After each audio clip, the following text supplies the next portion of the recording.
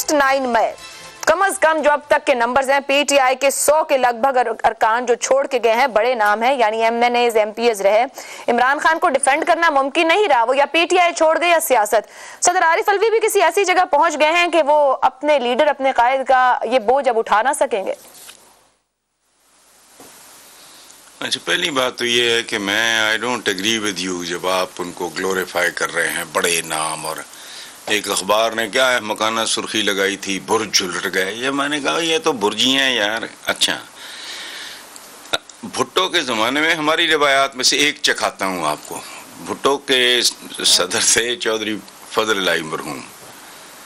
तो उनके बारे में मशहूर था कि कोई कसरे सदारत के बाहर लिख जाता है, फजल इलाही को रिहा करो। अच्छा, ये रिवायत है हमारी।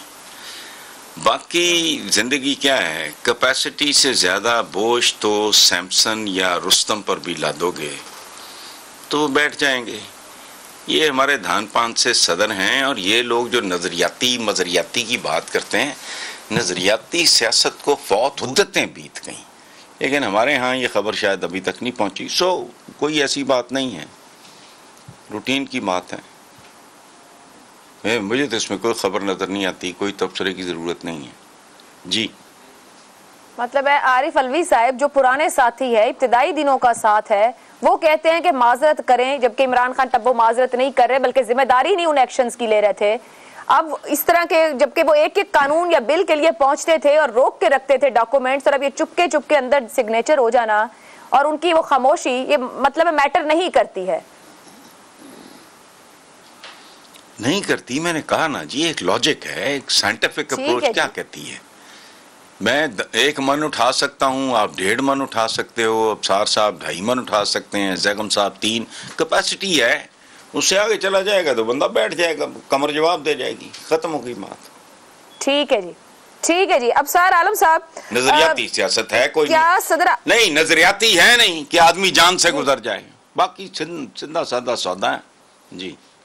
सर नजरियाती तो है कहीं ना कहीं, अब ये नजरियाती ना निकले तो एक अलग बात है। खुदा का वास्ता ऐसी बात ना करें, ऐसी बात ना करें, को पढ़ा लिखा आदमी मिल गया तो मारेगा। नजरियाती सियासत नहीं है अब दुनिया। सर अब ये अबसार साहब आगे पहुंचेंगे तो पंजाब फोकस हो जाएंगे। जरा अगर घूम फिर के पूरे पाकिस्तान में नजर डालें तो बिल्कुल मिलेंगे ऐसे लीडर जो इनके दौरे हुकूमत में, इससे पिछली हुकूमत में भी अपने नजरिए के पीछे मुकम्मल तौर पर जेलों में रहे और जेलें काट गए। मैं अबसार आलम साहब, 9 मई हमले, कौमी और दिफाई तंसीबात पर हमलों की इब्तिदा आरिफ अलवी ने की। आज ये वजीर दिफा को कहने की क्या बात है, वो इस तरह की तनकीद करके उन्हें क्यों निशाना बनाना चाह रहे हैं, और ये भी कह रहे हैं कि अगर हम यानी कि कानूनी तौर पर कोई मामला हल ना हो सके तो फिर बाद में जाके जवाब देना पड़ेगा। ये किस किस्म की गुफ्तगू है, इसका मकसद क्या है? सदर साहब के चल चलाव का वक्त है, उनके आखिरी 2-3 महीने रह गए हैं ऑफिस में, उसके बाद उन्हें एक आम इंसान की तरह ज़िंदगी गुजारनी पड़ेगी। और उन पे जो उनको एक अम्ब्रेला मिला हुआ है जिसमें उनको इम्प्यूनिटी है, कानून उनको पूछ नहीं सकता, बुला नहीं सकता किसी केस में। तो हो सकता है कुछ ऐसी चीज़ें हों जो उन्हें अपने दौरे सदारत के इख्तिताम पर जिसका जवाब देना पड़े। इसलिए मेरा ख्याल है कि जाते जाते वो अपने मामलात इस्टेब्लिशमेंट के साथ ठीक रखना चाहते हैं, और वो चाहते हैं कि जो कुछ मैं कर चुका हूँ, वही जो हसन निसार साहब ने कहा जितनी कैपेसिटी थी उनमें उन्होंने कर दिया, उससे ज़्यादा वो शायद नहीं कर सकते, और आप जाने के वक्त तो बिल्कुल नहीं वो करना चाहते, तो इसलिए उन्होंने किया है।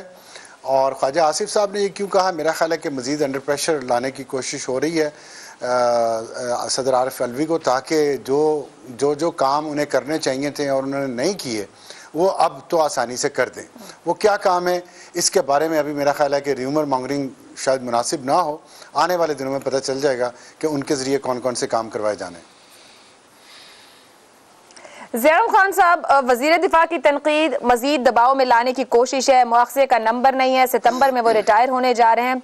अलवी साहब का बदला रवैया, हुकूमत के लिए अलवी साहब कोई खतरा हो सकते हैं, नहीं हो सकते, तो दबाव डालकर, मैं कह देती हूँ जो नहीं कह रहे अबसार साहब, कोई election reforms, EVM, overseas voters, ये तमाम मामलात उनको हल करने हैं, कहीं ना कहीं इस हुकूमत का एजेंडा था।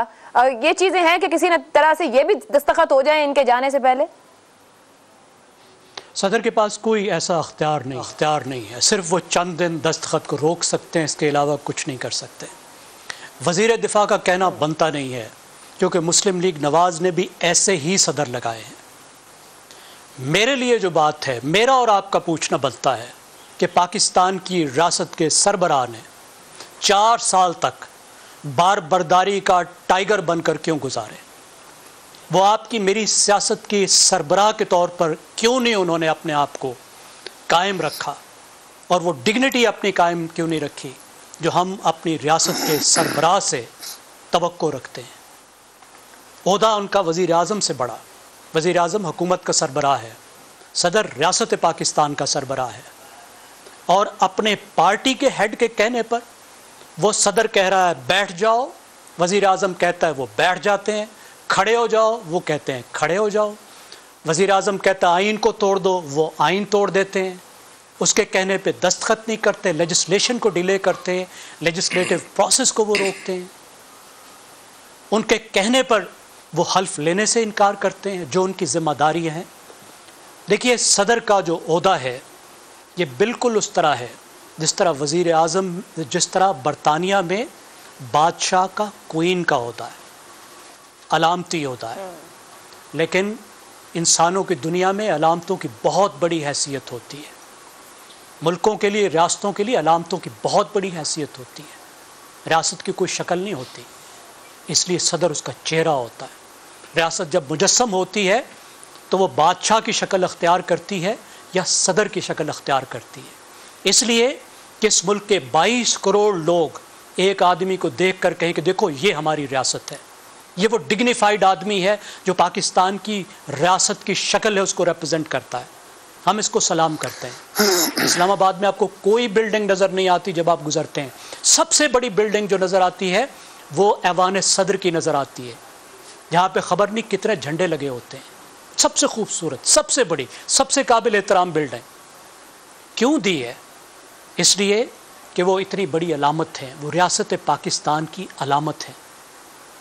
लेकिन किरदार उनका ये हो कि वो एक टाइगर हों जो अपने पार्टी के सदर की बार बर्दारी करने को तैयार हो। और इसका नुकसान क्या हुआ? नुकसान ये हुआ कि वो एक बहुत अहम किरदार अदा कर सकते थे। वो इमरान खान को भी इस मुसीबत से आज बचा सकते थे, पीटीआई को भी इस मुसीबत से बचा सकते थे अगर वो सदर बनते, पार्टी के टाइगर ना बनते, क्योंकि पाकिस्तान को सालिस की ज़रूरत थी और हमारे सिस्टम में कोई सालिस मौजूद नहीं था। और सदर जैसे अजीम-उश-शान ओहदे पर बैठा हुआ आदमी अगर गैर जानिबदार होता, ओहदे की डिग्निटी को कायम रखता, तो जिस वक्त पाकिस्तान को सालिस मुयस्सर नहीं था उस वक्त आरिफ अलवी सालिस बनता, सबको इकट्ठे बिठाता, और अगर वो ये डिग्निटी कायम रखता तो फिर इमरान खान भी उसकी बात मानने को तैयार होता, वज़ीर आज़म भी उसकी बात मानने को तैयार होता। मैं ये समझता हूँ कि ऊपर हसन निसार साहब ने एक बात की, मैं माजी के सुदूर के हवाले जैसे हम देते हैं, उन्होंने तो काफी पीछे फजल इलाही की जब बात की, लेकिन क्या सुदूर जो सियासी जमातों के रहे वो उनके हिसाब से ही काम नहीं करते रहे, जो उनकी जमात की चाह या ख्वाहिश, जो सियासी लीडर की ख्वाहिश हो? या एक हद पे आके उन्होंने भी कहा कि नहीं, एक डिफरेंस है, बतौर सदर मुझे और तरह अपने आप को बिहेव कराना है और एक पार्टी के कारकुन या रहनुमा की तरह और तरह बिहेव होना होगा? या वही सिमिलैरिटी नजर आती है या आरिफ अलवी साहब कुछ कदम आगे हैं? देखिए, जमहूरी तौर पर पाकिस्तान का जो सदर है, अगर डिक्टेटरशिप ना हो तो वो सिर्फ एक सेरेमोनियल सदर है, उसने वही करना है जो उसको हुकूमत कहती है। बरतानिया में बादशाह जो आकर पार्लियामेंट में ख़िताब करता है, वो उसको ख़िताब हुकूमत की तरफ से लिखा लिखाया मिलता है, अपनी वो तकरीर भी ख़ुद नहीं लिखवा सकता, करना उसने सब कुछ वही है। वज़ीर आज़म भी कुछ कर, अभी भी सदर साहब भी कुछ कर नहीं सके, उन्होंने डिले किया, उन्होंने एक बदमज़गी पैदा की, उन्होंने ऐसी एक सिचुएशन क्रिएट करने की कोशिश की जिसमें पाकिस्तान को नुकसान पहुंचा। फजल इलाही वही कुछ कर रहे थे जो उनका ओहदा था। अगर कहीं उन्होंने अपने ओहदे की डिग्निटी का ख्याल नहीं रखा तो मुझे वो मालूम नहीं है, लेकिन फजल इलाही अगर रोड़े अटकाने की कोशिश करते, अगर सदर ना बनते, वो सियासत में इन्वॉल्व होने की कोशिश करते, तो फिर वो गलत कर रहे होते। आरिफ अलवी ने वो किया, उन्होंने सियासत में इन्वॉल्व होने की कोशिश की जो उनके सदर के मनसब के साथ मेल नहीं खाता था।